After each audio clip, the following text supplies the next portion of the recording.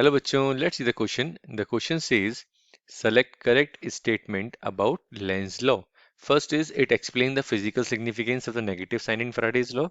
Second is it is a consequence of conservation of energy. And the third is it speaks about the transformation of mechanical energy into electrical energy. And the fourth one is all of these.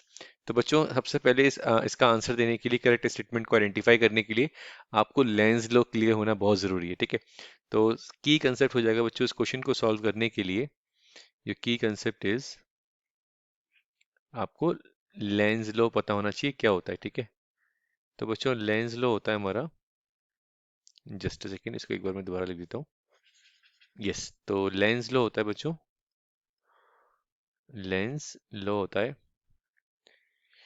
Basically Lenz law ने हमको बताया था the polarity of induced EMF, the polarity of induced EMF is such that the polarity of induced EMF is such that it oppose the change in magnetic flux.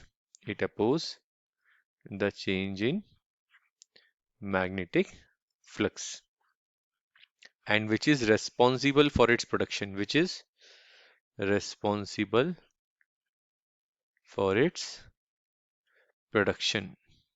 ये basic चीज आपको clear होनी चाहिए बच्चों, ठीक है। लेंस लॉ ने क्या बताया था, जिसकी वजह से इंड्यूस्ड ईएमएफ बनता है उसकी जो पोलैरिटी होगी वो इस तरीके से होगी कि ये अपने हमेशा मैग्नेटिक फ्लक्स को क्या करेगा, अपोज करेगा। अगर मैग्नेटिक फ्लक्स बढ़ रहा है तो उसको बढ़ने नहीं देगा, अगर मैग्नेटिक फ्लक्स कम हो रहा है तो उसको कम भी नहीं होने देगा। जो भी चेंज आ रहा है चाहे वो इंक्रीजिंग ऑर्डर में हो चाहे वो डिक्रीजिंग ऑर्डर में हो, उसको अपोज करने का काम होगा किसका, इंड्यूस्ड ईएमएफ का। उसकी पोलैरिटी इस तरीके से होगी। ये हमें किसने बताया था, लेंस लॉ ने बताया था बच्चों, ठीक है। तो यहाँ पे बेसिक चीज तो ये क्लियर हो गई। तो अगर आपको हम बात करें इंड्यूस्ड ईएमएफ का फॉर्मूला, फराडे ने क्या बताया था, minus D phi by D T. Rate of change in magnetic flux is directly proportional to induce EMF. जितना जल्दी rate of change in flux होगा उतना ज्यादा होगा, उतना ईएमएफ बनेगा। अगर कम हो रहा होगा, टाइम के रेस्पेक्ट में फ्लक्स कम चेंज हो रहा होगा, तो ईएमएफ भी कम होगा। तो नेगेटिव साइन का जो सिग्निफिकेंस है वो किसने बताया था हमको, लेंज लॉ ने बताया था कि ईएमएफ हमेशा इस तरीके से बनेगा कि वो बढ़ते हुए फ्लक्स को अपोज करेगा, घटते हुए फ्लक्स को भी अपोज करेगा। तो सबसे पहली चीज लेंज लॉ ने हमको नेगेटिव साइन का सिग्निफिकेंस क्लियर किया था, ठीक है।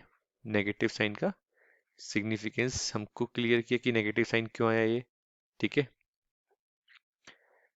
एक और इम्पॉर्टेंट चीज, तो एक एग्जांपल से समझाता हूँ बच्चों उसको, ठीक है। सपोज करो यहाँ पर आपके पास एक कॉइल है, ठीक है, और उसको आपने गैल्वेनोमीटर से कनेक्ट किया और यहाँ पे आपने एक बार मैग्नेट ले ली, ठीक है। ये नॉर्थ पोल ले लिया आपने मैग्नेट का और ये साउथ पोल। अब मैग्नेट को आप बेसिकली इधर लेके जा रहे हैं टूवर्ड्स द कॉइल। तो जब आप मैग्नेट को टूवर्ड्स द कॉइल लेके जाते हैं तो क्या होता है, फ्लक्स में चेंज आता है, फ्लक्स में चेंज आने की वजह से करंट बनता है। लेकिन अगर कॉइल स्टेशनरी पोजीशन पे है और मैग्नेट भी स्टेशनरी पोजीशन पे, तो क्या कोई करंट बनता है, क्या कोई गैल्वेनोमीटर में डिफ्लेक्शन शो होता है? तो आपका आंसर क्या होगा बच्चों, नहीं होता है। इसका मतलब जब आप मैकेनिकल एनर्जी प्रोवाइड करते हैं इस मैग्नेट को या इस कॉइल को, ठीक है, एक दूसरे के रिलेटिव अगर आप इसको मूव कराते हैं तब बेसिकली इसके अंदर इलेक्ट्रिकल एनर्जी बनती है। तो इसका मतलब transformation of mechanical energy into electric energy, किसने बताया हमको ये कंसेप्ट, ये भी लेंस लॉ के अकॉर्डिंग बताया, ठीक है। Consequence of conservation of energy, ये बिल्कुल सही बात है, ठीक है। और यहाँ पे कंजर्वेशन ऑफ एनर्जी फॉलो होता है बिल्कुल, ठीक है। इसका मतलब फर्स्ट ऑप्शन भी करेक्ट है, सेकंड भी करेक्ट है और थर्ड भी करेक्ट है, ठीक है। नेगेटिव साइन का सिग्निफिकेंस बताया, कंजर्वेशन ऑफ एनर्जी का कंसिक्वेंस बताया, और यहाँ पे मैकेनिकल एनर्जी और इलेक्ट्रिकल एनर्जी कन्वर्ट जो हो रहा है, कन्वर्जन जो हो रहा है वो भी हमको लेंस लॉ ने बताया। तो इसका मतलब तीनों ऑप्शन करेक्ट है, ठीक है। So the final answer of this question is fourth, ठीक है। फर्स्ट भी करेक्ट है, दिस इज ऑल्सो करेक्ट, तो इसकी वजह से हमारा fourth one is the correct option. So the final answer of this question is fourth. I hope you understood well. Best of luck.